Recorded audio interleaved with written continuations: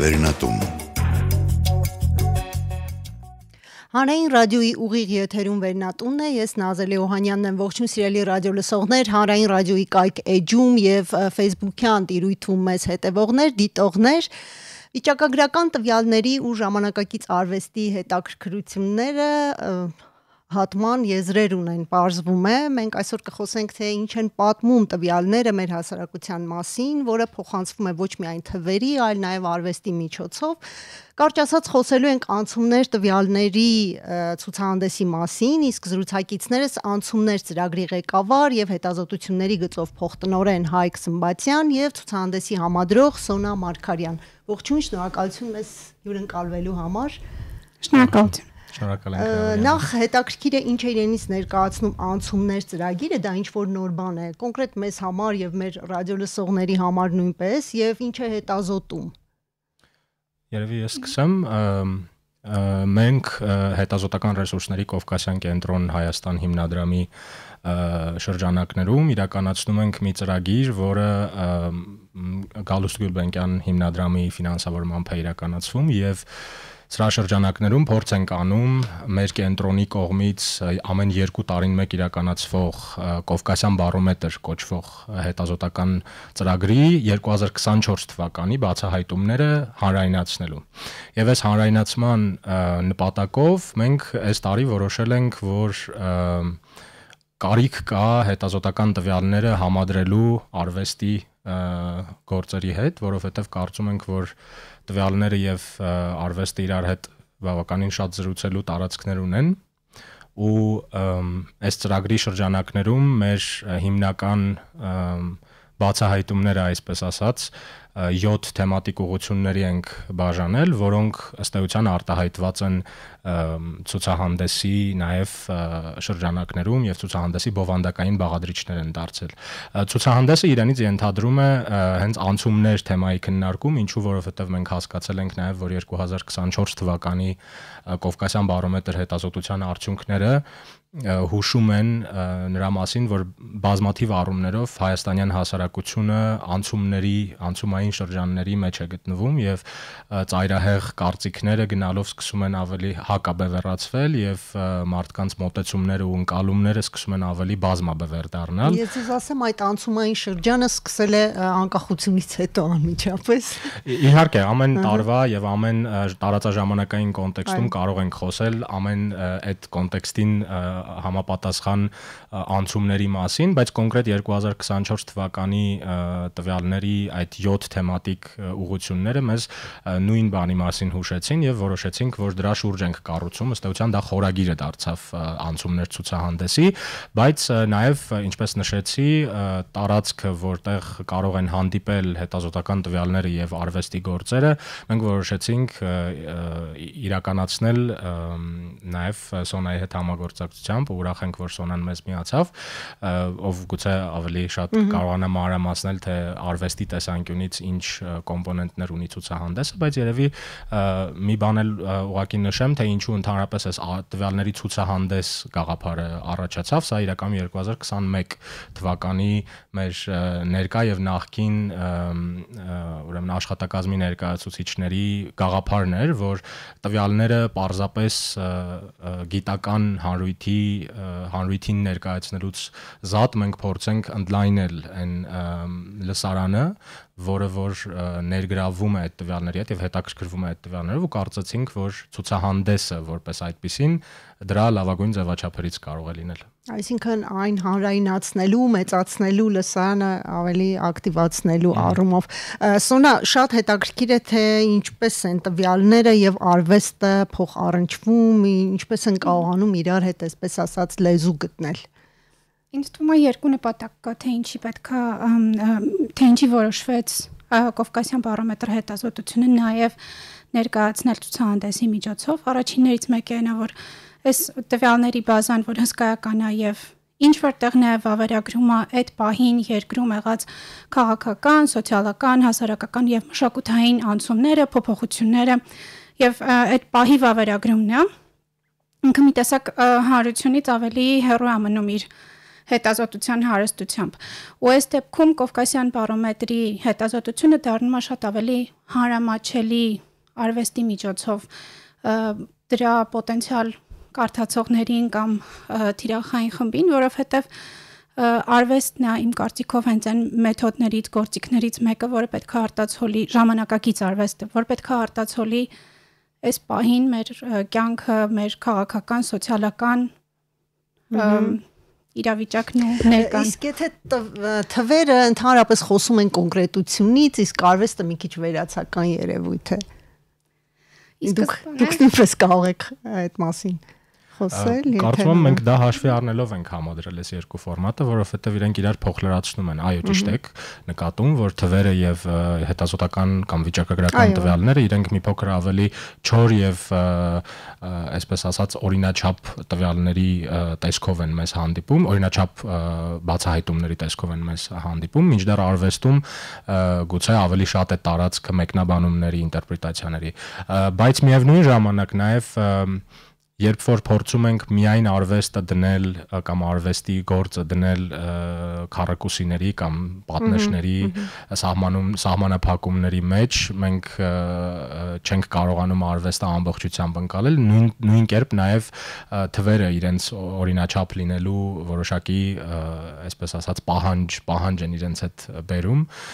Դրա համար, որպեսզի ոչ մեկին, ոչ մյուսին չվնասենք, իրենց համադրում ենք, որպեսզի իրենք իրար հետ զրուցեն, ոչ թե մենք փորձենք փոխել իրենց բնույթը ի սկզբանե։ Շատ լավ, Սոնա, շարունակենք ձեզ հետ։ Ուզում եմ նշել, որ իրականում տվյալների եւ ընդհանրապես Կովկասյան բարոմետրի մեջ կան թեմաներ, որոնք որ հետազոտության մեջ ձեր ասած 4 թվերով եւ տվյալներով են արտացոլում, բայց քանի որ նաեւ ցուցահանդեսի համար բաց կանչեր հայտարարվել արվեստագետների համար, ամենաէմոցիոնալ թեմաներից մեկը ինձ թվում է անավարտ կոնֆլիկտն է, որի շուրջ մենք 20 թվականից կամ երևի ավելի ճիշտ կլինի 16 թվականից սկսած անընդհատ մտորում ենք եւ տարբեր արվեստի ստեղծագործություններ ենք ստեղծում կամ ամեն կերպ փորձում ենք արտացոլել եւ ինքներս հասկանալ, վերլուծել այդ պատերազմյան ցնցումները հաղթահարելու նաեւ, չէ՞։ Ու այստեղ կարող ենք նաեւ տեսնել այդ նաև տվյալներով, որ այն արվեստագետները հիմնականում, որոնք որ կարդում են թեմաները, իրենց մեջ էլ նաև ավելի էմոցիոնալ արձագանք գտնում հենց առաջին թեման անավարտ կոնֆլիկտը, ու այն մարդիկ, ովքեր նաև գալու են ցուցահանդես, կտեսնեն, թե ինչքան միգուցե ոչ այդքան հայտնի կամ ինչքան հետաքրքիր արվեստագետներ կան, որ ովքեր որ ստեղծագործում են այս ներկայի մասին, ու հենց այդ արվեստի գործերն են, որ նաև արտացոլում են մեր այսօրվա ներկան։ Իսկ այլ թեմաներ նույնպես կային այդտեղ։ Իհարկե, թե Հայկ ավելի մանրամասն խոսեց թեմաներից մյուս։ Մենք ունենք, ինչպես նշեցի, 7 թեմատիկ անկյուն, թեմատիկ անկյուններից մեկի մասին արդեն Սոնան հիշատակեց, անավարտ կոնֆլիկտ, ամենապահանջվածը եւ իսկապես էմոցիոնալ առումով ամենածանրակշիռը ու ամենաազդեցիկը երևի։ Մյուս թեմաների շրջանակներում ունենք անդրադարձ մեդիային, ունենք անդրադարձ նրան, թե ուր է տանում, այսպես ասած, քաղաքական քամին, այսինքն ուսումնասիրել ենք, թե ինչ են կարծում հայաստանցիները այն մասին, թե ուր է շարժվում Հայաստանը, արդյոք ճիշտ ուղղությամբ է շարժվում, սխալ ուղղությամբ է շարժվում, ունենք անդրադարձ հարևաններին եւ սահմաններին, ունենք անդրադարձ կրոնի թեմային, որը եւս վերջին շրջանում բավականին ակտիվ հանրային քննարկումների առարկա դարձավ կրոն-պետություն հարաբերությունների համատեքստում եւ այսպես, այսինքն բավականին բազմազան թեմատիկ ներկայացվածություն ունենք ցուցահանդեսի շրջանակներում եւ ինչն է ցուցահանդեսի կարծում եմ ամենայուրահատուկ կողմը, որ բացի նրանից, որ ինքը իսկապես ձևաչափի տեսանկյունից աննախադեպ է Հայաստանում եւ իրոք փորձարարական ճամփորդություն ենք մենք դրան անվանում, նաեւ ցուցահանդեսը ըստ էության թույլ է տալիս, որ խոսակցությունը ծավալվի ոչ թե տվյալի շուրջ կամ արվեստի գործի շուրջ, այլ այն թեմատիկ անկյան կամ այն թեմատիկ խորագրի, ենթախորագրի շուրջ, որը որ մենք առանձնացրել ենք, որովհետեւ կարծում ենք, որ որը նաեւ մտահոգում է հանրությանը գուցե։ Այո, որովհետև նաև սրանք են ձևակերպված խնդիրները, որոնց շուրջ մենք տեսնում ենք տարբեր հանրության շերտերում եւ տարբեր ձևաչափերով եւ առցանց եւ անցանց մարդկանց կողմից հնչեցված մտահոգություններ կամ ակտիվ քննարկումներ, այսինքն ցուցահանդեսը ուղղակի արձագանք է նրան, ինչ որ մենք ունենք այս պահին մեր սոցիալական իրականությունում եւ ոչ թե այլ մոլորակային կամ այլ երկրյա կոնտեքստը ներկայացնում։ Իսկ այդ բոլոր թեմաները ինչպես են իրար հետ խոսում, ինչ շեշտադրմամբ եք ներկայացրել, ինչպես եք հավաքագրել, ովքեր են արվեստագետները։ Դե ինչպես Հայկը նշեց, այդ ընդհանրական թեման անցումներն են ու ամբողջ ցուցահանդեսի կարմիր գիծը հենց անցումներն են, որոնք որ նաև հենց այս բոլոր թեմաները ինչ որ ձևով կապվում են իրար, ասենք ինչ որ մի գիծ կա, որոնք կապվում են այստեղ եւ այդ անցումային շրջանի ընդհանուր բանը եւ պատերազմը եւ չգիտեմ հարևանների հետ կոնֆլիկտային իրավիճակը եւ կրոնական, ինչպես նաեւ դուք շեշտեցիք քիչ առաջ։ Հայց թվում է այդ բոլոր թեմաները մեր կյանքի մի մասն են, այսինքն հենց հիմա մեր կյանքի ոնց որ վավերագրումն են իրանք եւ սոցիալական ցանցերում ամենաշատ, այսպես ասած, շրջանառվող եւ քննարկվող նյութերը։ Նաեւ, դրանք եւս։ Ես միգուցե հիմա չեմ ասի այն արվեստագետների անունները, որոնց աշխատանքները ցուցադրվելու են, որտեղ բաց կանչը դեռ շարունակվում է, չնայած արդեն վերջնաժամկետը մոտենում է, բայց նաեւ կքաջալերեմ, որ եթե արվեստագետներ կան, որոնք մեզ լսում են եւ կարծում են, որ ունեն արվեստի գործեր, որոնք համապատասխանում են մեր նշած թեմաներից մեկին, անպայման դիմեն։ Մինչև այսօր օրվա վերջ իրականում ժամանակ ունենք, այդպես է ստացվել, որ հենց այսօր վերջնաժամկետը։ Բայց դիմելու ընթացակարգը շատ հեշտ է եւ թող չմտածեն, որ վերջին օրն է եւ միգուցե չարժի անդրադառնալ։ Եվ նաեւ ուզում եմ ասել, որ շատ հետաքրքիր աշխատանքների հայտեր ենք ստացել արդեն ու տարբեր ձևաչափերի, այսինքն նաև բաց կանչում նշված կում չկա ձևաչափերի մեջ։ Չէ, հենց առանձնահատկությունն էլ է դա, որ Հայկի ասած ինչ որտեղ նաև աննախադեպ է, որտեղ բաց կանչում էլ է նշված տեքստում, որ դա կարող է լինել, չգիտեմ, գրաֆիտի, բանաստեղծություն, կտավ, լուսանկար, արվեստի ցանկացած գործ, որի արտացոլում, որի ցուցադրումը կարող ենք ինչ որ կերպ կազմակերպել, որտեղ տարբեր մեթոդներ են օգտագործելու արվեստի գործերը ցուցադրելու համար, մեր նշած միգուցե նաև ասեմ որտեղ ենք անելու ցուցահանդեսը, որտեղ կինոյի տանը, չէ՞, կինոյի տանն է, երկրորդ հարկում, այնտեղ կա ցուցասրահի մեծ բաժին, որ շատ արդյունաբերական մեծ տարածք է ու ամբողջությամբ ազատություն է տալիս թե մեզ կազմակերպիչներից եւ թե արվեստագետներին, որ իրենց աշխատանքները լավագույնս ցուցադրեն։ Ու այդ բազմազանությունը ֆորմատների նաև տվյալների տեսանկյունից է երևում, որովհետև մենք այդտեղ եւս փորձել ենք հնարավորինս դուրս գալ մեզ հայտնի, մեզ համար ստանդարտ, մեզ ասելով նկատի ունեմ այս կոնտեքստում հետազոտողներին հայտնի ֆորմատներից, երբ որ պարզապես այսպես գրաֆիկների տեսքով կամ այդ bar chart կոչվածի կամ pie chart կոչվածի տեսքով են միայն ներկայացվում տվյալները, փորձել ենք ավելի ինտերակտիվ լուծումներ եւս գտնել եւ այդ ինտերակտիվ լուծումների մեջ ներառված են եւ դինամիկ եւ ստատիկ վիզուալներ եւ իհարկե այնտեղ մարդիկ կարողանան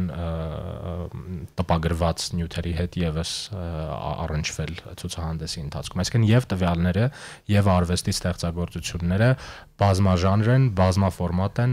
եւ բազմաթիվ նաեւ այդպես է ստացվում։ Իսկ ընդհանրապես այդ թվերը ի վերջո ներկայացվում են, որովհետեւ դրանք նույնպես կարեւոր են եւ կարեւոր է կոնկրետությունը, չէ՞, ընդհանրապես վիճակագրությունը կոնկրետություն է սիրում։ Այո, միանշանակ թվերը ներկայացվում են, ինչպես նշեցի, թվերի մենք չենք կոտրում վիճակագրության եւ գիտական մեթոդի տրամաբանությունը, այսինքն նույնիսկ այն դեպքում, երբ որ դուք կտեսնեք ինտերակտիվ կամ ստատիկ կերպով վիզուալացված տվյալներ, այնտեղ տվյալների հետ մենք անպայման նաեւ ներկայացնում ենք այսպես կոչված ենթագրեր, որոնք որ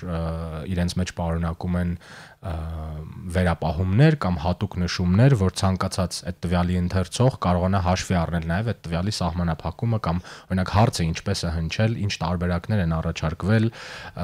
քանի հոգի է պատասխանել հարցին, հետեւաբար այդ տոկոսները, որոնք տեսնում ենք, քանի հոգու ինչ թվից հանված տոկոսներ են եւ այլն։ Այսինքն մենք պահել ենք գիտական մեթոդը, պարզապես մատուցումը փորձել ենք ապահովել հնարավորինս գիտահանրամատչելի ձևով, որովհետև ինչպես նշեցի սկզբում, կարծում ենք, որ հետազոտական տվյալները արժանի են հանրության համար հասանելի դառնալու ու մեր կազմակերպության ամենակարևոր առաջնահերթություններից է ներկայում եւ առաջիկայում տվյալները հնարավորինս հասանելի դարձնել հանրությանը, որովհետև հանրության համար են այդ տվյալները առաջին հերթին։ Կուզեի խոսեինք այդ տվյալների մասին նաև, որովհետև գիտենք, որ քիչ առաջ խոսեցինք անցումային այդ հասարակության եւ անցումային ընդհանրապես տրամադրությունների մասին, բայց ընդհանրապես մեր կյանքը այնպես է արագացել, որ շատ արագ են տեղի ունենում փոփոխությունները եւ գուցե մեկ տարվա մեջ բազմաթիվ իրադարձություններ եւ փոխակերպումներ են տեղի ունենում, արդյոք դուք հասցնում եք հնարավորինս հետազոտել եւ ինչ կարող եք ասել արդյունքների մասին, այսպես շատ ընդհանուր գծերով։ Իրականում Կովկասյան բարոմետր հետազոտությունը հենց ձեր նշած խոչընդոտին է արձագանքում, որովհետև մենք դա իրականացնում ենք ամեն 2 տարին մեկ, ընդ որում հետազոտությունը իրականացվում է եւ Հայաստանում եւ Վրաստանում, այսինքն նույն հարցաթերթը օգտագործվում է թարգմանվելով եւ ադապտացվելով յուրաքանչյուր երկրների կոնտեքստին, այս երկու երկրների եւ համեմատության հնարավորություն է տալիս եւ տարիների միջև եւ երկրների միջև։ Այսինքն ըստ էության մենք կարողանում ենք այդ փոխակերպումները որոշ ժամանակը մեկ տեսնել տվյալների միջոցով։ Իհարկե մենք միշտ նշում ենք, որ բոլոր տեսակի հանրային եւ զանգվածային հարցումները, որոնք իրականացվում են եւ ներկայացուցչական հարցումները, որոնք խոսում են ընդհանուր հասարակության պատկերի մասին, դրանք պարզապես լուսանկարի մեր գործընկերներից մեկը շատ լավ համեմատություն բերեց սրա, լուսանկարի անալոգն է, համանմանությունն է, այսինքն երբ որ այդ պահին չխկացնում ենք լուսանկարչական սարքը, մենք այդ պահին ֆիքսում ենք մի կադր։ Հանրային հարցումները, որոնք իրականացվում են օրինակ տարին մեկ անգամ կամ եւ հաջորդ կադրը հնարավոր է բոլորովին այլ պատմություն լինի, չէ՞։ Այս դրա համար մենք անպայման նշում ենք, թե ինչ սահմանափակումներում եւ ինչ կոնտեքստում է իրականացվել այդ հարցումը, որպեսզի տվյալները մեկնաբանող կամ տվյալներին ծանոթացող հանրության շերտերը կամ խմբերը պատկերացնեն, թե ինչ կոնտեքստում է դա տեղի ունեցել։ Այսինքն այս այ պետք է հաշվի առնել, որ դա ինչ որ պահի ֆիքսում է, այլ ոչ համընդհանուր ճշմարտություն, որը միշտ ճշմարիտ է եւ միշտ վերաբերելի է այդ հասարակությանը։ Բայց Կովկասյան բարոմետրի յուրահատկությունը նաեւ նրանում է, որ ինքը ադապտացվում է, չնայած որ հարցաթերթի, այսպես ասած, կորիզը պահպանվում է տարիներ շարունակ, այսինքն մենք իր հիմնական թեմատիկ բլոկները չենք փոխում կամ չենք ամբողջությամբ վերացնում եւ նաեւ արձագանքում ենք հաճախ կոնկրետ այդ տարվա շրջանակներում Հայաստանի կամ համապատասխանաբար Վրաստանի համար կարևոր իրադարձություններին, այսինքն արձագանքում ենք հարցեր տալու տեսքով, հա, այդ առումով ենք արձագանքում եւ ստանում ենք մարդկանց կարծիքը տարբեր թեմաների շուրջ, օրինակ անկախության 20-ամյակի շրջանակներում մեր հետազոտության Կովկասյան բարոմետր հետազոտության շրջանակներում մի առանձին թեմատիկ բլոկ ենք ունեցել եւ այսինքն մենք փորձում ենք հնարավորինս համընթաց քայլել այս հասարակության առաջնահերթությունների եւ թեմատիկ Հայկ, տեսեք, այսօր առաջնահերթություն ասացիք եւ հենց այդ բառից ուղղակի այսպես բռնվեմ, որովհետեւ տեսեք առաջնահերթություն է նաեւ մեզ համար այդ հետ պատերազմյան ցնցումների հաղթահարումը եւ շատերի մոտ է նաեւ հարց առաջանում, արդյոք մենք հաղթահարել ենք, այսպես մի քայլ առաջ գնացել ենք այդ ուղղությամբ եւ քանի որ Սոնան նույնպես նշեց, որ այդ թեման այդպես շատ է շոշափվել նաեւ արվեստագետների գործերում, արդյոք տեսանելի է գոնե մի քայլ առաջ, այսինքն գոնե ինչ որ մի բան հաղթահարելու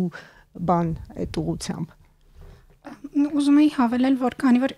ես Կովկասյան բարոմետրին վերջերս եմ ծանոթացել ու բաց կանչի հենց տեքստի հղման մեջ էլ կա հետազոտությունը, ինչն է շատ հետաքրքիր, որ նույնիսկ եթե սոցիոլոգիայի հետ ընդհանրապես կապ չունեցող մարդ բացում է ու թերթում է այդ ահռելի մեծ միգուցե խրթին լեզվով գրված եւ ինչ որ չարտերով հագեցած հետազոտությունը, ինչն է հետաքրքիր, որ քանի որ մենք բոլորս մենք մեր շրջապատում ենք ապրում, ունենք մեր ընկերները, ծանոթները, մեզ թվում է թե այս մեր բաբլն է, կոպիտ ասած, սոցիալական, հասարակական ու այս բարոմետրի տվյալների միջոցով սկսում ես հասկանալ ընդհանուր հասարակական պատկերը արդեն տեսնում ես որ հա միգուցե միայն դու չես վախենում որ վաղը այդ նույն անավարտ կոնֆլիկտի շրջանակում եմ ասում այստեղ ինչ տվյալ ունենք որ 75% մարդկանց կարծում է որ վաղը կարող է սկսի կոնֆլիկտ այսինքն այն ցուցանիշներից է որը ասենց մի հատ սառը ցնցուղի պես քեզ առերեսվում է ու դա նշանակում է որ չի հաղթահարել հասարակությունը այդ խնդիրը դեռ հենց այդ է ուզում ասել որ նույնիսկ եթե մյուս կողմից նայենք ավելի հոգեբանական իմ կարծիքով նույն արվեստի գործերը տրավմայի միջով անցնելու ինքնաբուժվելու մեթոդներից մեկն են ու ինձ թվում է հենց ցուցահանդեսի հրավիրված մարդիկ կամ մնացած ովքեր կգան ցուցահանդեսին կտեսնեն թե հենց նույն արվեստագետները ինչ միջոցով են փորձում ինքնաբուժվել կամ հաղթահարել այն տրավման, որը ամբողջ հասարակությանը ցնցել է Իրականում կարող եմ ավելացնել, որ ձեր հարցի պատասխանին կարելի է մոտենալ տարբեր դիտանկյուններից, եթե նույն Սոնայի նշած արվեստի տեսանկյունից մոտենանք, իհարկե խոսքը գնալու է այստեղ այդ բուժման process-ի մասին եւ իսկապես արվեստը ունի այդ բուժիչ գործառույթը եւ նաեւ սիմվոլիկ պատահական չէ, բայց նաեւ սիմվոլիկ է, որ հանդիպում են այս թեմայի շրջանակներում ամենաշատը այդ տեղում արվեստագետները եւ տվյալները Այլ տեսանկյունից եթե նայենք, եթե մաքուր թվային տվյալներով վերլուծենք, այսինքն պարզապես նայենք թե ինչ են հուշում քանակական տվյալները, այստեղ իհարկե ամեն ինչ մնալու է մեկնաբանության մակարդակում։ Ես կարող եմ ձեզ ասել, որ օրինակ 75%, ինչպես Սոնան նշեց, ըստ 2024 թվականի հետազոտության նոր պատերազմը հավանական է համարում եւ կարող եմ նշել, որ օրինակ 82%-ը համաձայն է, որ անհնար է մոռանալ անցյալում ժողովուրդների միջև տեղի ունեցածը։ Բայց ցուցանիշը չէ, եթե սա թվային առումով ըստ էության հետազոտական տեսանկյունից մեծ ցուցանիշ է եւ բավականին մեծ կշիռ է իր մեջ պարունակում։ Բայց մենք դա ինչպես կինտերպրետացնենք, ինչպես դա կմեկնաբանենք, որոշում է որոշում է այն փորձագիտական շրջանակը, որի մեջ մենք մեզ դիրքավորում ենք, արդյոք մենք համարում ենք մեզ հետազոտող կամ ենթադրենք նույն կոնֆլիկտի վերլուծաբան, եւ բ արդյոք մեր այն մեթոդաբանությունը եւ այն հետազոտության նպատակը, որը մենք սահմանել ենք տվյալները հավաքագրելուց առաջ, փորձում է պատասխանել այդ հարցին։ Դրա համար եթե թվային տվյալների միայն հետևենք, այստեղ բավականին մեծ ցուցանիշներ ենք նկատում տարբեր ուղղություններով։ Ես շատ թվեր չեմ ուզում մատնանշել, որպեսզի նաեւ այսպես ասած սփոյլ չանեմ մեր այցելուների փորձառությունը ցուցահանդեսի ժամանակ, որովհետեւ իսկապես շատ հետաքրքիր տվյալներ են տեղ ունենք, բայց եւս մեկ տեսանկյուն էլ կա այս ամեն ինչին նայելու, դա ինչպես նշեցի Կան տվյալներ, որոնք ներողություն անկանխատեսելի են, այսինքն բաներ ասացիք, որ կարելի է համարել, որ դա կանխատեսելի է, որտեղ պատերազմը նոր է եղել եւ այդ վախերը մենք դեռ չենք հաղթահարել, ինչ որ առումով կանխատեսելի է դա։ Կարելի է քննարկել ինչքանով կարելի է համարել մի բան կանխատեսելի եւ ոչ կանխատեսելի, բայց եթե փորձեմ պատասխանել հարցին, որ հասկանում եմ ինչի մասն եք հարցնում, ինձ թվում է մեզ համար ամենա չասեմ զարմացնող, բայց առանձնացող բացահայտումներից մեկը 2024 թվականի բարոմետրի արդյունքներում եղել էր այն, որ մենք նկատում էինք, որ շատ հարցերի շրջանակներում, այսինքն շատ քննարկվող տրվող հարցերի շրջանակներում մարդիկ ընտրում են չընտրել, ընտրում են ոչ այս կողմ, ոչ այն կողմ պատասխանը, ընտրում են ընդհանրապես չպատասխանել հարցին, այսինքն այդ որ նշում է այդ բևեռային ծայրահեղ բևեռային մոտեցումները սկսել են մի քիչ ավելի բազմաբևեռի փոխակերպվել, սրա մասին է նաև վկայում։ Չգիտեմ, կանխատեսման առումով մենք կանխատեսման առանձին մոդելներ կան, վիճակագրության գիտությունը։ Օրինակ ինձ համար շատ անկանխատեսելի կլինի, եթե մեր հասարակությունը ավելի խաղաղության ու համերաշխության դիրք ունենա։ Ինչու՞։ Դիրքավորում։ Չգիտեմ, դե որովհետև ավելի հաճախ մենք տեսնում ենք, որ այդ կոնֆլիկտը դեռ շարունակվում է, թեկուզ հոգեբանական առումով եւ այլ առումներով։ Այ տեսեք, դուք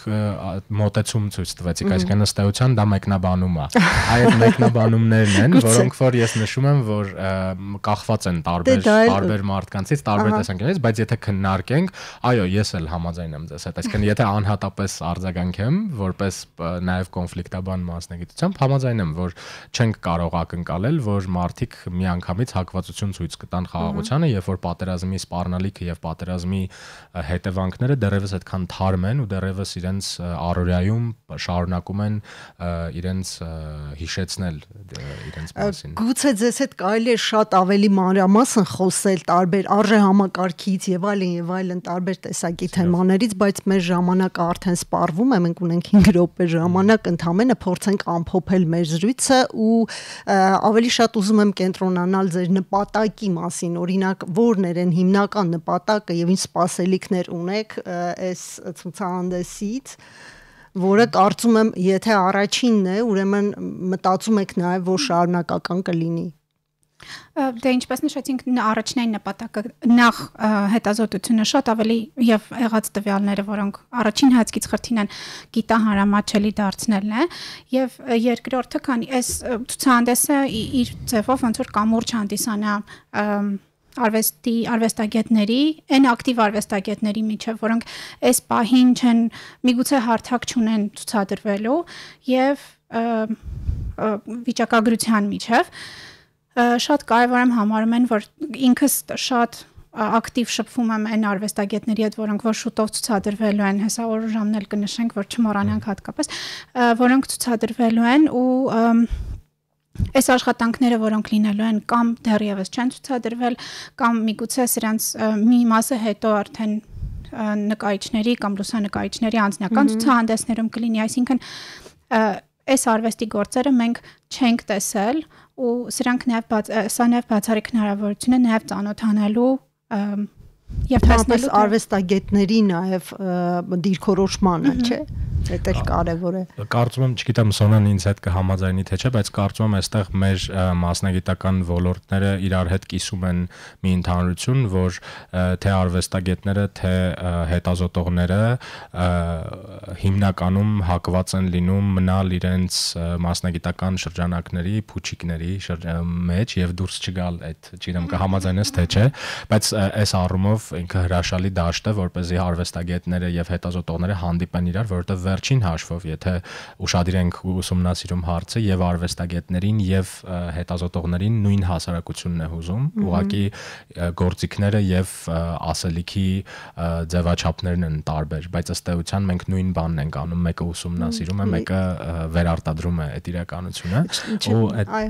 այդ առումով մեր ցուցահանդեսը հրաշալի նաև տարածքա այդ հանդիպումը կազմակերպելու համար ու մի բան էլ կարող եմ ուղղակի ավելացնել Սոնայի նշածին, հաշվի առնելով ժամանակի սահմանափակումը շատ չեմ երկարացնի, բայց կարծում եմ, որ լայն առումով մի քիչ ավելի մետա եւ փիլիսոփայական մակարդակ եթե տեղափոխվենք, սրա նպատակը, անցումներ ցուցահանդեսի նպատակը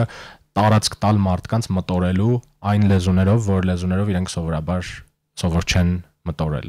եւ այդ տեսանկյունից մենք հույս ունենք, որ հնարավորինս շատ մարդիկ կհետաքրքրվեն ու կմիանան ցուցահանդեսին, մենք տարածք ենք ստեղծել եւ ժամանակ ենք ստեղծել, որպեսզի կարողանան հարմարեցնել իրենց գրաֆիկներին եւ ցուցահանդեսը տեղի ունենալու հոկտեմբերի 29-ից մինչեւ նոյեմբերի 2-ը, այսինքն 5 օր ցուցահանդեսը տեղադրված է լինելու եւ բաց է լինելու այցելուների համար, բացումը տեղի ունենալու հոկտեմբերի 29-ին ժամը 15:00-ին եւ մինչեւ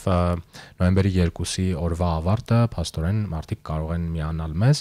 կինոյի տան երկրորդ հարկում եւ այնտեղ հիմնական մուտքի մոտից արդեն դեղին ժապավենները իրենց կուղեկցեն դեպի ցուցասրահ։ Սոնա, դուք ինչ կարող եք ավելացնել, եթե ունեք հավելելու։ Չէ, Չէ, կարծում հավելելու ոչինչ չունեմ, պարզապես նորից կհիշեցնեմ այն արվեստագետներին, որոնք հենց հիմա են մեզ լսում, որ մինչև որ վարվարդ, եթե ունեն ինչ որ նոր մտահղացումներ, որոնք որ ուրախ կլինեն կիսել, թող անպայման այսօր վերջին օրն է։ Այսօր վերջին օրն է եւ արդեն հոկտեմբերի 29-ին կհանդիպենք, մինչև նոյեմբերի 2-ը բաց կլինի։ Կինոյի տունն էլ ինքնին շատ սիմվոլիկ շենք է եւ հասցեն նշեմ Վարդանաց 18 հենց կինոյի տան շենքն իր մեջ շատ հիշողություններ ու վավերագրումներ է պարունակում, հենց որ կարծում եմ շատ սիմվոլիկ է։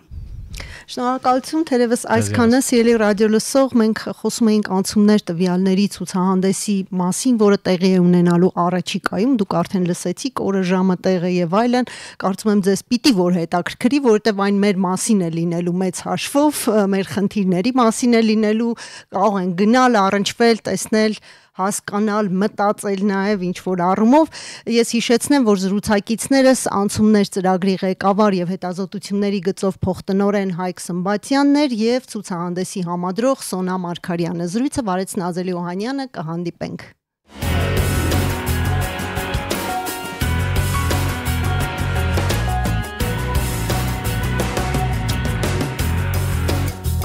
Վերնատուն